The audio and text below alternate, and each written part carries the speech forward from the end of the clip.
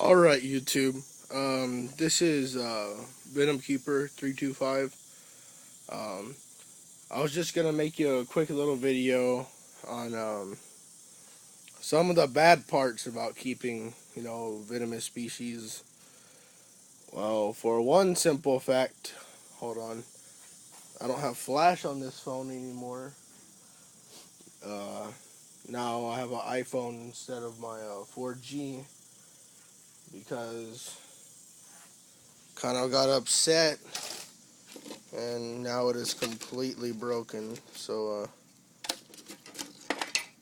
that's a $600 piece of shit if you ask me.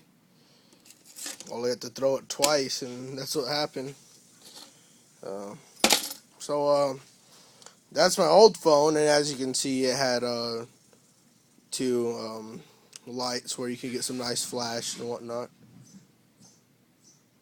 But the iPhone does not have flash, so I'll have to use my handy dandy drill and use the light off of that so you can see inside the rattlesnake's cage, because it is very hard to see in there. It's very dark. Well, actually, you might be able to see. No, you can't see in there for shit. You can kind of make out his head. Okay, guys. There's Bob. He's about 2.5 foot. He could put on a little bit more weight, but he's a very picky eater. And as you can see, he exposed the plywood. He took out his bedding and got it all wrinkled up in there. And if this was my normal snake, like for instance my ball python Juggernaut, I could just reach right in there and fix the paper. But because of the fact that if I stick my hand in there, he will bite the hell out of me, and it would be a very unpleasant ER trip, I cannot just reach in there. I would have to put him in his transfer cage, just a tub up there, and I would have to sit there and fix it, and then have to move him back and all kinds of crap, and it's not very fun. But that's just one of the downsides. Second, when they spill their water, it's a pain in the ass to have to sit there and move them back and forth just to clean their substrate. So those are just a couple things to think about, especially with terrestrial snakes such as the western diamondback.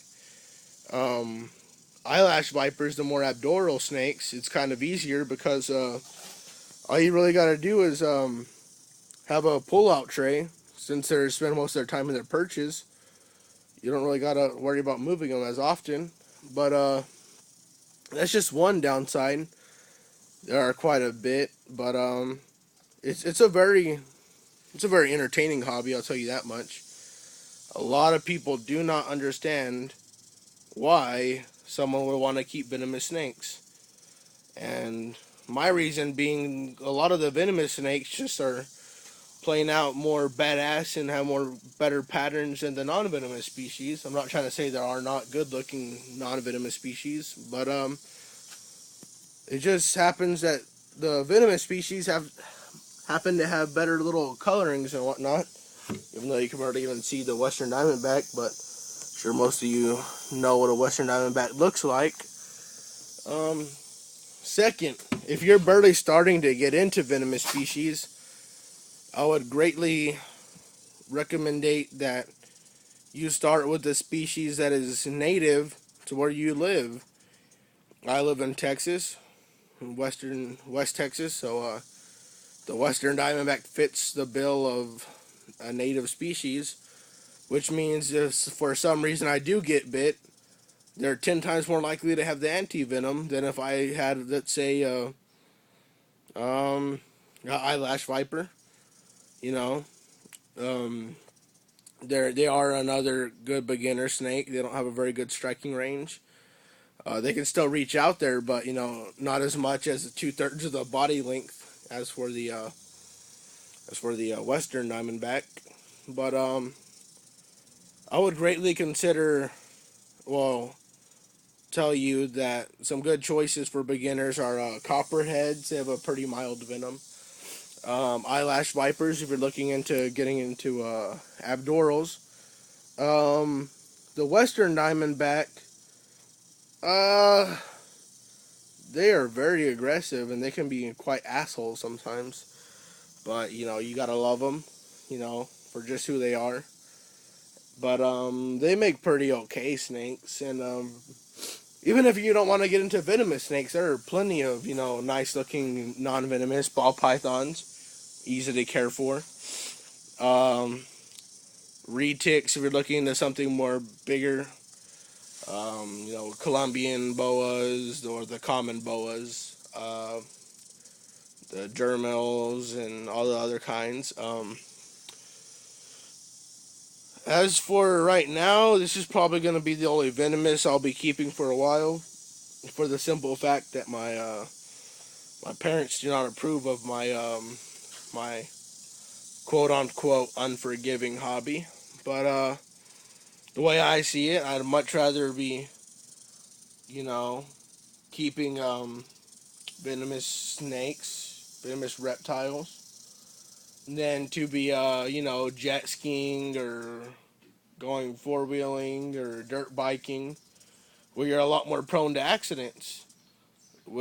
As whenever it comes to snakes, as long as you know what you're doing, there's a pretty good chance that you're gonna not get bit. There always is that slim chance whenever you get too comfortable. But as you see, I have venomous posted 3 places on my cage, just to remind myself that this is not something to play with. You know, some people do this for a rush. I do it because I think they are beautiful animals. There are several different reasons to do it. I'm not going to lie, I do get a rush out of it sometimes, but that's not the exact reason I do it.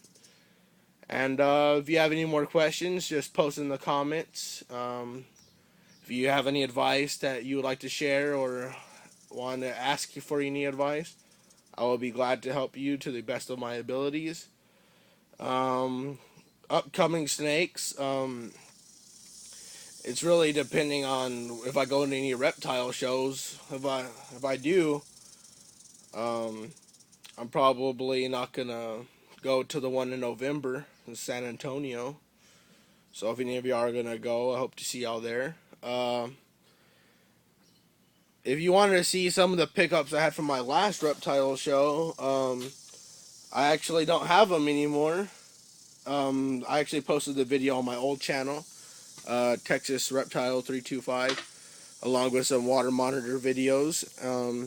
The reason I'm not on that channel anymore is because I lost passwords and disabled the channel or something. Just some bullcrap. So I started this channel, but you can check out my videos on there.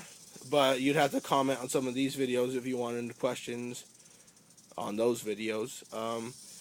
But my last pickups, I got a female ball python. I was going to breed to my male. I got some male and female gopher snakes, 100% het hypo. 100% het hypo. What are they? Gopher snakes. There you go, gophers. I had some of those. Those are pretty.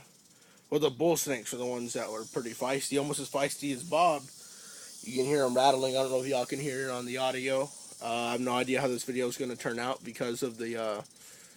I've never recorded with an iPhone before, but I just wanted to make a real quick video. I'll probably be making more videos soon. Probably another handling video because I gotta fix that soon. Maybe some feeding videos probably, and also probably some cage building videos. I built this cage. If you watch my other channel videos, some white melamine cages. I built a 6-footer for my water monitor. That turned out pretty badass, if I must say so myself. And thanks for watching, guys. Comment, subscribe. And I hope to make more videos soon. Alright, guys. That's about it.